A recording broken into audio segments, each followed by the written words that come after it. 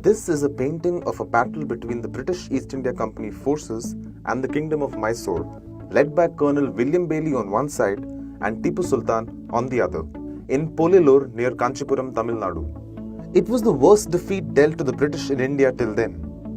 A cursory glance at the painting will reveal why the British suffered such heavy losses. It was the rockets.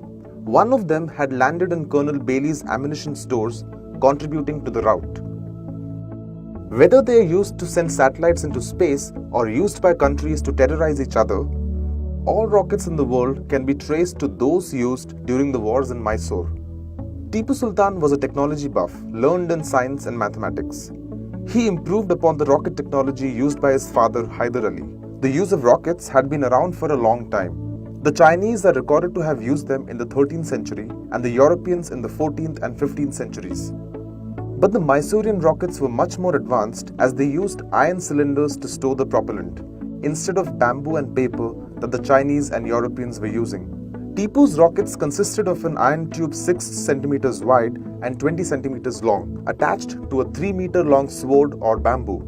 While some would burst in the air, others with their swords attached would slice through enemy lines like a flying scythe. Use of iron enabled higher bursting pressure, leading to higher thrust and longer range. Tippu had a corps of 5,000 rocketeers who could launch them rapidly using a wheeled cart. However, despite his rocket wizardry, Tippu wasn't that lucky in the 4th Anglo-Mysore War.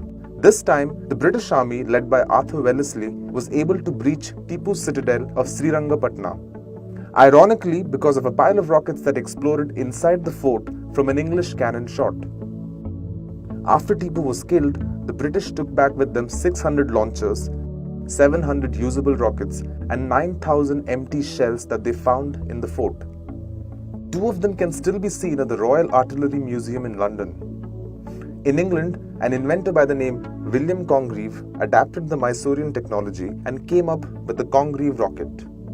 These rockets would go on to win Britain the Napoleonic Wars, help in the bombardment of Copenhagen, and lead to the fall of Washington in the Anglo-American War of 1812. While Tippu Sultan's legacy in India is a complex one, there's no doubt he was the original rocket man.